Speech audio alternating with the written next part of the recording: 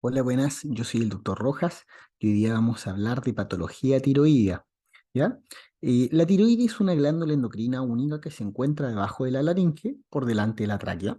Pesa entre 15 a 30 gramos en un adulto y está formada por dos lóbulos y un istmo que las une, dándole una forma similar a una mariposa y cuya función es secretar algunas hormonas, principalmente T3, T4 y calcitonina. ¿M? La secreción de las hormonas T3 y T4 se media a través del eje hipotálamo-hipófisis, donde el hipotálamo libera TRH, que es la hormona liberadora de tirotropina, la cual estimula la adenohipófisis, y así se libera la TSH, que es la hormona tiroestimulante, y esta es la que va a generar estímulo directo en la tiroides, generando una secreción de las hormonas tiroideas, que en el fondo genera que el yodo que entra a las células se genere a través de una peroxidasa en yoduro. Ese yoduro se usa a la tiroxina y este puede generar tiroglobulina. La tiroglobulina en el fondo puede formar después la monoyodotiroxina o la diyodotiroxina, que esta en el fondo se unen para formar la hormona triyodotiroxina o tetrayodotiroxina, T3 o T4. ¿Ya? Este en el fondo las funciones principales son estimular casi todas las fases de los carbohidratos, generando aumento de la absorción de glucosa, aumento de la captación de glucosa, aumenta la gluconeogénesis, aumenta la secreción de insulina.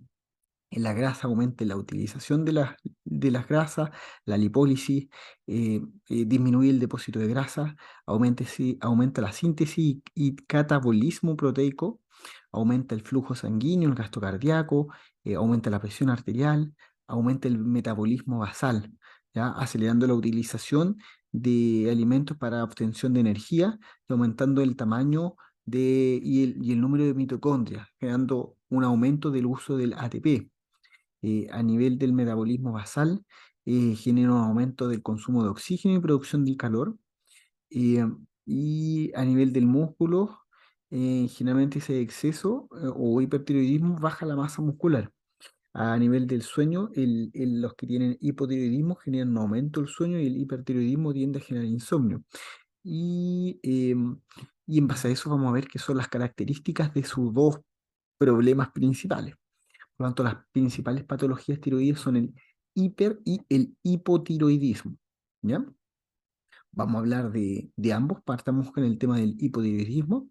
El hipotiroidismo manifiesto varía entre el 1 al 2% de la población, variando en algunos artículos a su nivel subclínico hasta un 4 o un 10% de los adultos.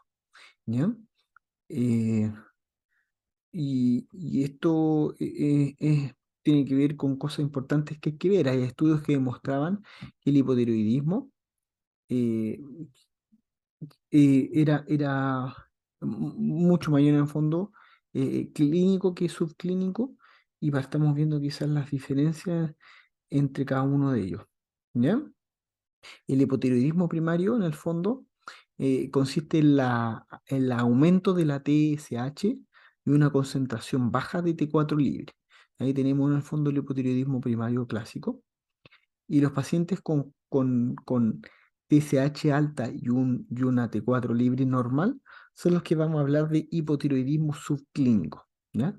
Existen además también algunos tipos de hipotiroidismo en los cuales la T4 eh, está baja y la concentración de TSH no está lo alta que uno esperaría en un hipotiroidismo en el fondo primario, ¿ya?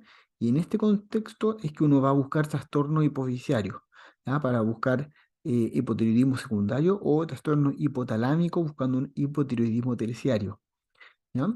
El hipotiroidismo primario es más del 95% de los casos, ¿ya? En cambio, los otros, entre los dos, son menos del 5%.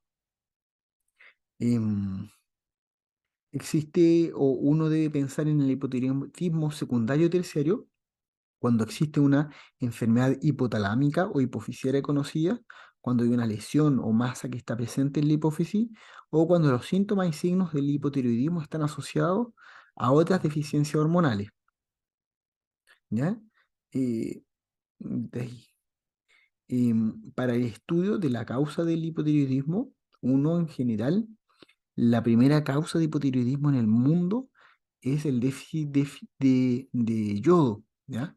Pero países como el nuestro, que no tienen en general déficit de yodo, en el caso de Chile es porque la sal viene yodada, o sea, por ley, la sal viene suplementada para tener los niveles de yodo adecuados, genera que nosotros prácticamente no tengamos déficit de yodo.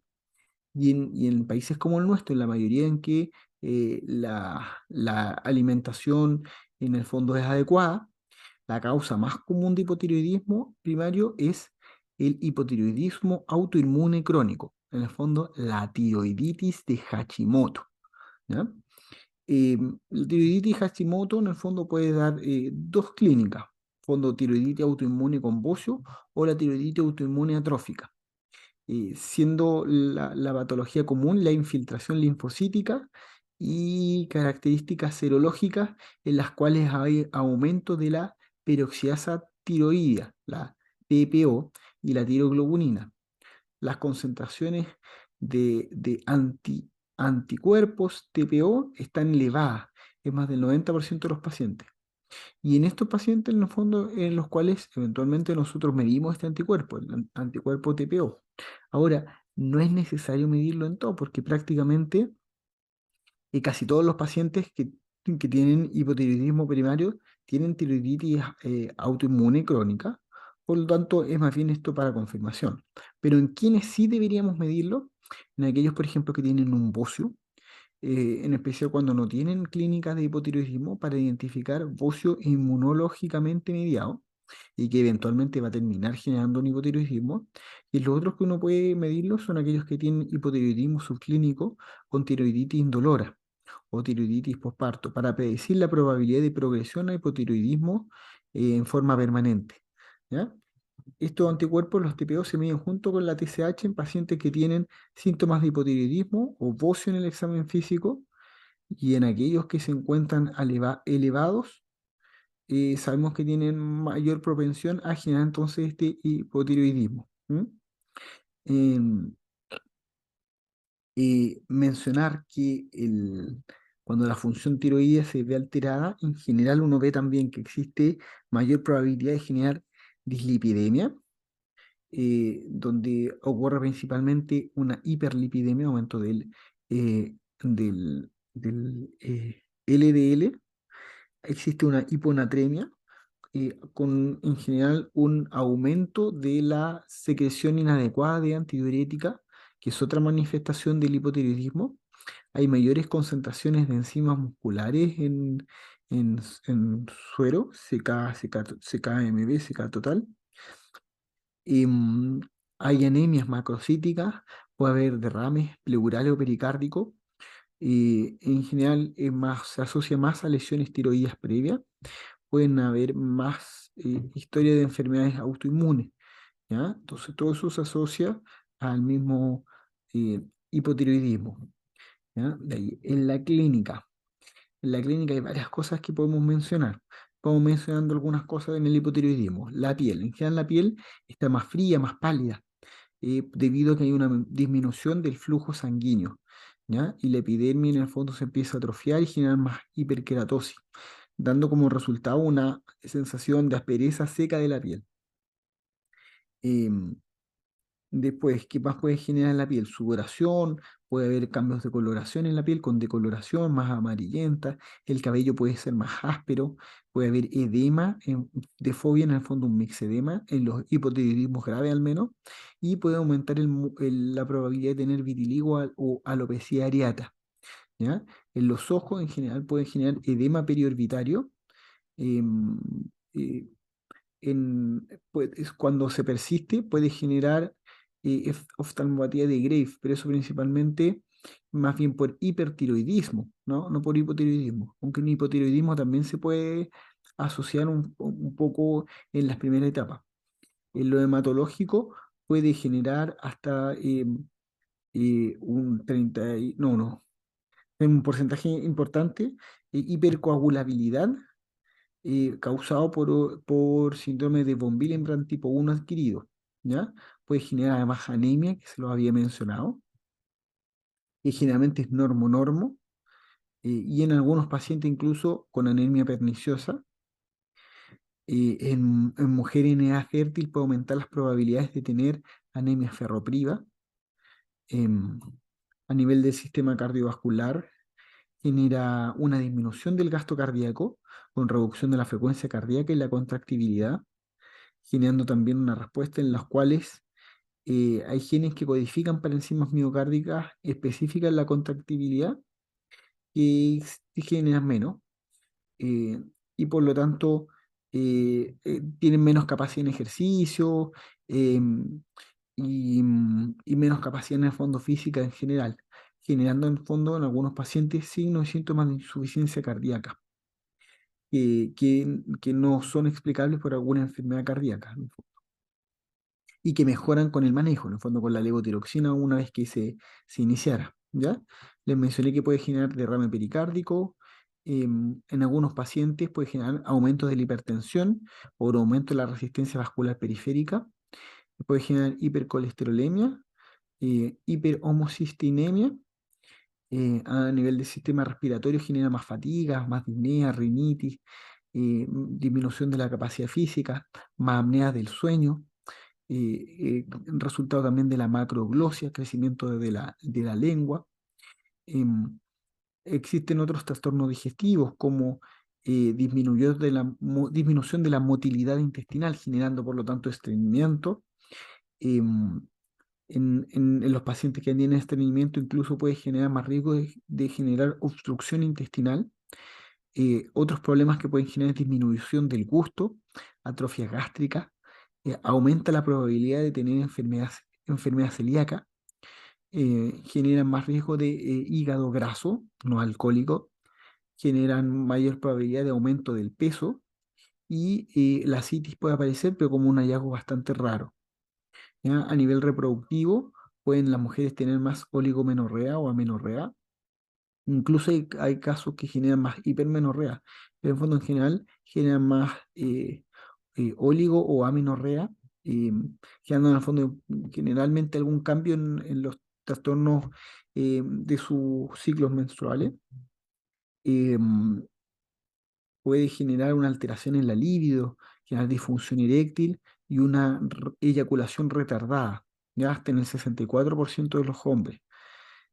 A nivel neurológico, puede generar algunas afectaciones, principalmente como discapacidades parciales o totales. ¿M? Puede generar encefalopatía de Hashimoto, que es poco común, pero se cree que tiene relación a la vasculitis autoinmune. Puede generar coma mixedematoso. Esto más bien cuando es grave. ¿M? Túnel carpiano, una complicación común en el hipotiroidismo y generalmente reversible con el tratamiento tiroideo. A nivel de musculatura puede generar debilidad, calambres, mialgia y aumento de la CK, y no se correlaciona con el nivel de enfermedades de la paciente o del paciente, con dolores, rigidez articular.